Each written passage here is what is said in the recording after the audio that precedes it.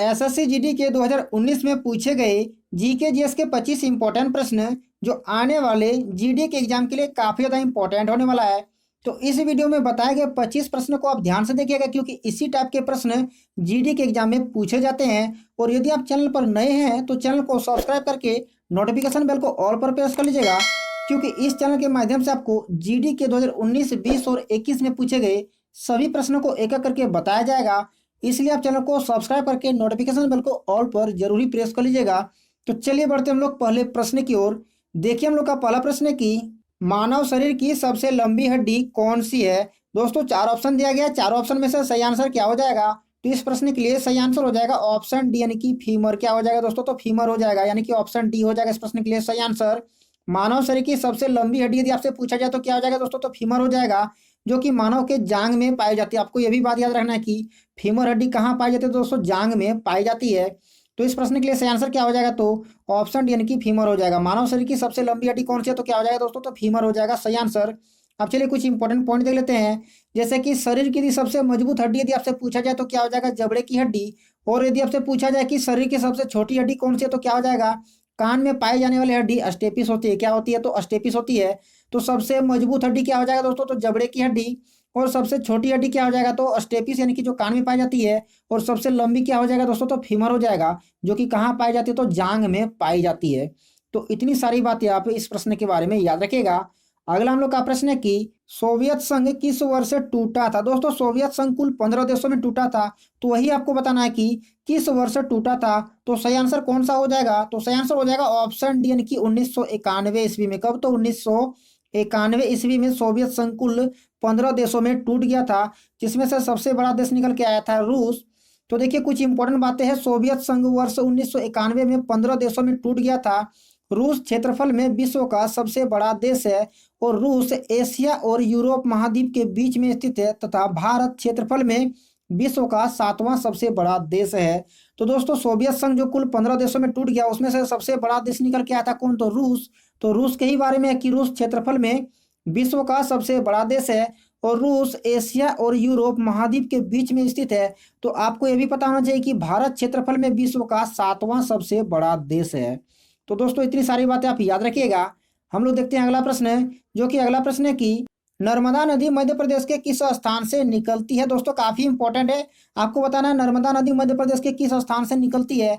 तो सही आंसर कौन सा हो जाएगा, तो सही आंसर हो जाएगा ऑप्शन बी, यानी कि अमरकंटक की पहाड़ी से। कहाँ से, तो अमरकंटक की पहाड़ी से नर्मदा नदी निकलती है दोस्तों। तो इतनी सारी बातें आप याद रखिएगा। देखिए हम लोग कुछ इंपॉर्टेंट बातें जान लेते हैं, जिसमें से कि नर्मदा नदी को मध्य प्रदेश की जीवन रेखा कहा जाता है। काफी इंपॉर्टेंट याद रखिएगा, जीवन रेखा किसे कहा जाता है दोस्तों, तो नर्मदा नदी को मध्य प्रदेश की जीवन रेखा कहा जाता है। और अरावली पर्वत की सर्वोच्च चोटी कौन सी है दोस्तों, तो गुरु शिखर है। नीलगिरी पहाड़ी की सर्वोच्च चोटी कौन सी है, तो डोडा बेटा है। और सतपुड़ा पर्वत श्रेणी मध्य प्रदेश में स्थित है। तो दोस्तों इतनी सारी बातें आप याद रखिएगा। बढ़ते हैं हम लोग अगले प्रश्न की ओर। अगला प्रश्न है कि बेस्टिल जेल पर जनता के हमले से कौन सी घटना शुरू हुई थी। आपको बताना दोस्तों कि बेस्टिल जेल पर जो जनता के हमले हुए थे उससे कौन सी घटना शुरुआत हुई थी। तो इन 4 ऑप्शन में से सही आंसर हो जाएगा ऑप्शन ए, यानी कि फ्रांस की क्रांति। क्या हो जाएगा, तो फ्रांस की क्रांति हो जाएगा दोस्तों। बेस्टिल जेल पर जनता के हमले से फ्रांस की क्रांति शुरू हुई थी। और फ्रांस की क्रांति कब हुई थी दोस्तों, तो 1789 ईस्वी में हुई थी। कब हुई थी, तो 1789 ईस्वी में हुई थी। यह बातें आपको याद रखना है। और आप ये तो जान गए होंगे कि सोवियत संघ का विघटन कब हुआ, यानी कि कब टूट गया दोस्तों 15 देशों में, तो 1991 ईस्वी में। और रूसी क्रांति कब हुई थी, तो दोस्तों रूसी क्रांति हुई थी 1917 ईस्वी में। तो आप ये बात भी याद रखिएगा, रूसी क्रांति हुई थी 1917 ईस्वी में। फ्रांस की क्रांति हुई थी कब, तो दोस्तों 1789 ईस्वी में। कब, तो 1789 ईस्वी में। और बेस्टिल जेल पर जनता के हमले से कौन सी घटना शुरू हुई थी, तो दोस्तों वो थी फ्रांस की क्रांति की घटना। तो ये बातें आप याद रखिएगा। अगला हम लोग प्रश्न देखते हैं, पत्तियों में मौजूद हरा रंग किस नाम से जाना जाता है। काफी इंपॉर्टेंट है प्रश्न दोस्तों, पत्तियों में मौजूद हरा रंग किस नाम से जाना जाता है। तो सही आंसर कौन सा हो जाएगा, तो सही आंसर हो जाएगा ऑप्शन ए, यानी कि क्लोरोफिल। क्या हो जाएगा, तो क्लोरोफिल हो जाएगा दोस्तों। पत्तियों में मौजूद हरा रंग किस नाम से जाना जाता है, तो किस नाम से, तो क्लोरोफिल के नाम से जाना जाता है। अब टिश्यू, जाइलम और फ्लोएम के बारे में भी एक एक करके डिस्कस कर लेते हैं, जिसमें से हम लोग का पहला है कि जाइलम। तो दोस्तों जाइलम का काम क्या है, तो जाइलम का काम है कि जड़ों से जल एवं खनिज का संवहन करना। फ्लोएम का काम क्या है, तो फ्लोएम का काम है कि पौधों के विभिन्न भागों तक भोजन का संवहन करना है। और एक ही प्रकार के कोशिकाओं को टिश्यू यानी कि ऊतक कहते हैं। तो उम्मीद करते हैं कि आपको तीनों ही ऑप्शन अच्छे तरीके से समझ में आ गया होगा। तो देखिए, निम्न में से भारतीय अर्थव्यवस्था का प्राथमिक क्षेत्र कौन सा है? आपको बताना है कि चारों ऑप्शन में से प्राथमिक क्षेत्र कौन सा है भारतीय अर्थव्यवस्था का। तो दोस्तों सही आंसर हो जाएगा ऑप्शन सी यानी कि कृषि। क्या हो जाएगा? तो कृषि हो जाएगा इस प्रश्न के लिए सही आंसर। और आप ये भी जान लीजिए कि बैंकिंग और न्याय तंत्र जो है अर्थव्यवस्था का तृतीय क्षेत्र के अंतर्गत आता है और सूचना और प्रौद्योगिकी ये द्वितीय के अंतर्गत आता है। किस क्षेत्र में? तो दोस्तों द्वितीय क्षेत्र में। और ये दोनों किस में आते हैं? तो तृतीय क्षेत्र में आते हैं। और कृषि क्या हो गया? तो प्राथमिक क्षेत्र में आते हैं। तो आप इतनी सारी बातें याद रखिएगा। तो देखिए, अगला हम लोग का प्रश्न है कि भारत का प्रमुख लौह अयस्क क्षेत्र कौन सा है? आपको बताना है कि लौह अयस्क क्षेत्र भारत का कौन सा है। तो दोस्तों सही आंसर क्या हो जाएगा? तो सही आंसर हो जाएगा ऑप्शन डी यानी कि उड़ीसा और झारखंड। क्या हो जाएगा? तो उड़ीसा और झारखंड। भारत का लौह अयस्क क्षेत्र कौन सा है दोस्तों? तो क्या हो जाएगा? उड़ीसा और झारखंड हो जाएगा इस प्रश्न के लिए सही आंसर। लाइट ऑफ एशिया के नाम से किसे जाना जाता है? काफी इंपॉर्टेंट प्रश्न है दोस्तों। लाइट ऑफ एशिया यानी कि एशिया की रोशनी किसे कहा जाता है? तो दोस्तों इन चार ऑप्शन में से सही आंसर कौन सा हो जाएगा? तो सही आंसर हो जाएगा ऑप्शन बी यानी कि गौतम बुद्ध को। किसे कहा जाता है दोस्तों? तो गौतम बुद्ध जी को लाइट ऑफ एशिया यानी कि एशिया की रोशनी के नाम से जाना जाता है। तो चलिए, एक इंपॉर्टेंट बात आप याद रखिएगा कि गौतम बुद्ध का जन्म 563 ईसा पूर्व में कपिल वस्तु के लुम्बिनी में हुआ था। और इनके बचपन का नाम पूछा जाता तो याद रखिए कि इनके बचपन का नाम था सिद्धार्थ। क्या था? तो दोस्तों सिद्धार्थ था। और गौतम बुद्ध जी का जन्म कहाँ हुआ था दोस्तों? तो कपिल वस्तु के लुम्बिनी में हुआ था। कब? तो 563 ईसा पूर्व में। तो इतनी सारी बातें आप याद रखिएगा। तो देखिए, अगला हम लोग का प्रश्न है कि तमिलनाडु की प्रख्यात शास्त्रीय नृत्य कौन सी है? यानी आपको बताना है कि तमिलनाडु की शास्त्रीय नृत्य कौन सी है जो कि प्रख्यात शास्त्रीय नृत्य है। तो दोस्तों चार ऑप्शन में से सही आंसर कौन सा होगा? तो सही आंसर हो जाएगा ऑप्शन ए यानी कि भरतनाट्यम। क्या हो जाएगा दोस्तों? तो भरतनाट्यम हो जाएगा तमिलनाडु की प्रख्यात शास्त्रीय नृत्य, यानी ऑप्शन ए हो जाएगा इस प्रश्न के लिए सही आंसर। अब देखिए दोस्तों, कुछ इंपॉर्टेंट बातें हैं जिसमें कि हम लोग का पहला कि कुचिपुड़ी कहाँ की है दोस्तों? तो आंध्र प्रदेश की। कथकली कहाँ की है? तो केरल की। और मोहिनीअट्टम कहाँ की शास्त्रीय नृत्य है? तो दोस्तों केरल की है। तो क्या क्या हो गया? कुचिपुड़ी शास्त्रीय नृत्य शैली आंध्र प्रदेश की, कथकली केरल की, और मोहिनीअट्टम क्या हो जाएगा? तो ये भी केरल की हो जाएगा दोस्तों। तो चलिए बढ़ते हैं अगले प्रश्न की ओर। अगला देखिए हम लोग का प्रश्न है कि भारत का सबसे छोटा राज्य क्षेत्रफल की दृष्टि से कौन सा है? आपको बताना है कि क्षेत्रफल की दृष्टि से भारत का सबसे छोटा राज्य कौन सा है। तो दोस्तों सही आंसर कौन सा हो जाएगा? तो सही आंसर हो जाएगा ऑप्शन बी यानी कि गोवा। क्या हो जाएगा? तो गोवा हो जाएगा दोस्तों। और क्षेत्रफल की दृष्टि से सबसे बड़ा राज्य कौन सा हो जाएगा? तो राजस्थान। जनसंख्या की दृष्टि से हो जाएगा उत्तर प्रदेश। तो इतनी सारी बातें आप याद रखिएगा।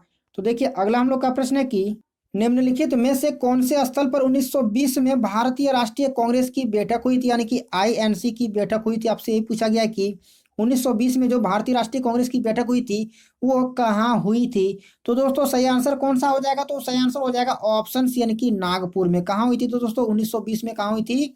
तो नागपुर में हुई थी अधिवेशन कांग्रेस की। तो चलिए, कुछ इंपॉर्टेंट बातें जान लीजिए कांग्रेस के बारे में, जिसमें से हम लोग का पहला है कि यह भारतीय राष्ट्रीय कांग्रेस का 36वां अधिवेशन था। यानी कि जो 1920 में जो नागपुर में हुआ था अधिवेशन, वो कौन सा संस्करण था दोस्तों? तो वो 36वां संस्करण या फिर अधिवेशन था। और भारतीय राष्ट्रीय कांग्रेस की स्थापना कब हुई दोस्तों? तो स्थापना पूछा जाता है, याद रखिएगा 1885 ईस्वी में।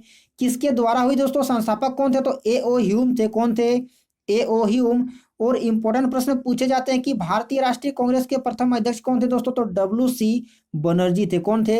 डब्ल्यू.सी. बनर्जी यानी व्योमेश चंद्र बनर्जी। और बेलगांव अधिवेशन बहुत ही बार एग्जाम में पूछे गए दोस्तों। बेलगांव अधिवेशन 1924 की अध्यक्षता किसके द्वारा की गई थी दोस्तों? तो महात्मा गांधी के द्वारा की गई थी। और मात्र एक ही बार महात्मा गांधी जी ने बेलगांव अधिवेशन ही किया था। बाकी और कांग्रेस के किसी भी अधिवेशन में अध्यक्षता नहीं किए थे। तो कौन से अधिवेशन में किए थे दोस्तों? तो बेलगांव अधिवेशन 1924 में किए थे महात्मा गांधी ने अध्यक्षता। अगला है कि पूर्ण स्वराज की मांग लाहौर अधिवेशन 1929 में की गई थी। यह भी प्रश्न काफी बार पूछा गया कि पूर्ण स्वराज की मांग कब की गई थी? तो दोस्तों लाहौर अधिवेशन में की गई थी 1929 में।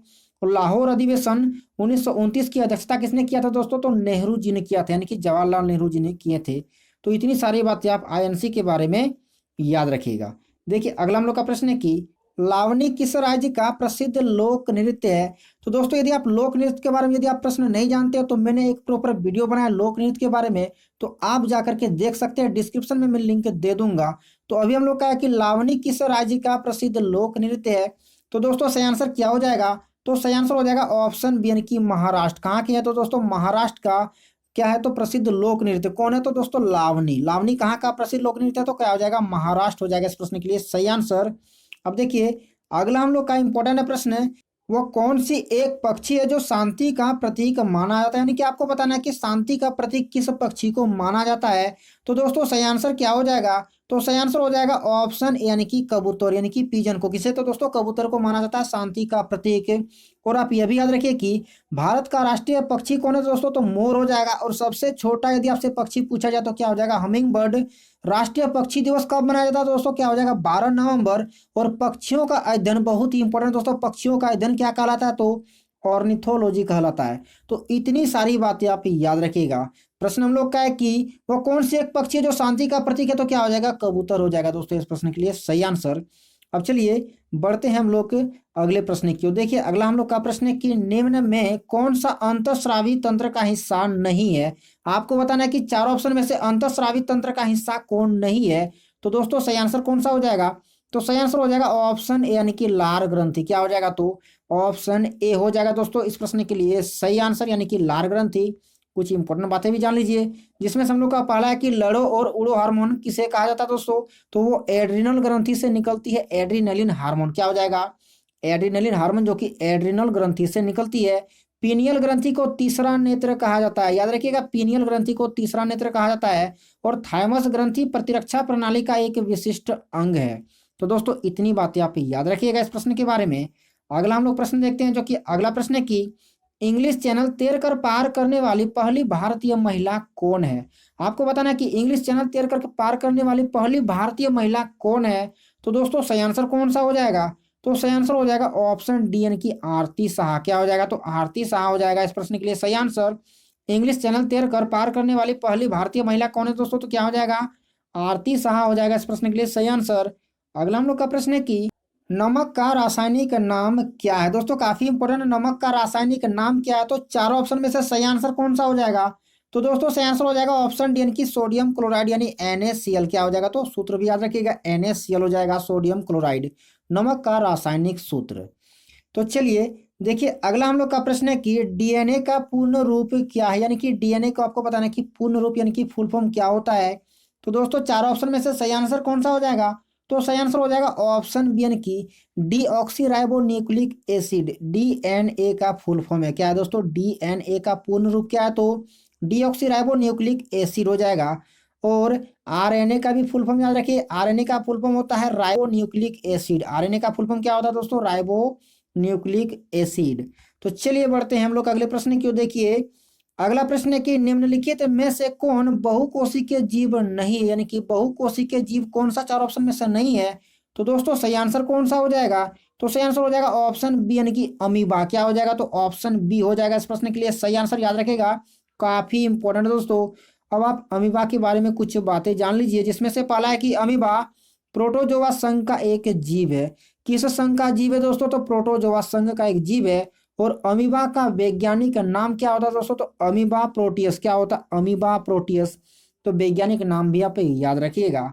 देखिए अगला हम लोग का प्रश्न है कि स्पर्श के कारण पौधों में दिशात्मक विकास गति क्या कहलाती है? प्रश्न क्या है? स्पर्श के कारण पौधों में दिशात्मक विकास गति क्या कहलाती है? तो सही आंसर कौन सा हो जाएगा? तो दोस्तों सही आंसर हो जाएगा ऑप्शन एन की थिग्मोनेस्टी। क्या हो जाएगा? थिग्मोनेस्टी हो जाएगा इस प्रश्न के लिए सही आंसर, यानी ऑप्शन ए हो जाएगा। स्पर्श के कारण पौधों में दिशात्मक विकास गति क्या कहलाती है दोस्तों? तो क्या हो जाएगा? थिग्मोनेस्टी हो जाएगा इस प्रश्न के लिए सही आंसर। अब देखिए अगला प्रश्न है कि किस रक्त समूह वाले व्यक्ति को सार्वभौमिक दाता कहा जाता है? यानी कि यूनिवर्सल डोनर किस रक्त समूह को कहा जाता है? तो दोस्तों इन चार ऑप्शन में से सही आंसर कौन सा हो जाएगा? तो सही आंसर हो जाएगा ऑप्शन एन की रक्त समूह ओ नेगेटिव। यानी कि ओ नेगेटिव रक्त समूह वाले व्यक्ति को सार्वभौमिक दाता यानी कि यूनिवर्सल डोनर कहा जाता है। कुछ इंपॉर्टेंट बातें याद रखिए, जिसमें से पहला है कि रक्त समूह के खोजकर्ता कौन है दोस्तों? तो क्या हो जाएगा? Karl Landsteiner. सार्वभौमिक प्राप्त करता है यानी कि यूनिवर्सल रिसीवर कौन होता है दोस्तों? तो ए बी पॉजिटिव। और रक्त समूह का निर्धारण एंटीजन के आधार पर होता है। तो इतनी बातें आप याद रखिएगा। तो चलिए देखिए हम लोग का अगला प्रश्न है कि नेपोलियन किस युद्ध में हार गया था? आपको बताना है कि नेपोलियन बोनापार्ट किस युद्ध में हार गया था। तो दोस्तों सही आंसर कौन सा हो जाएगा?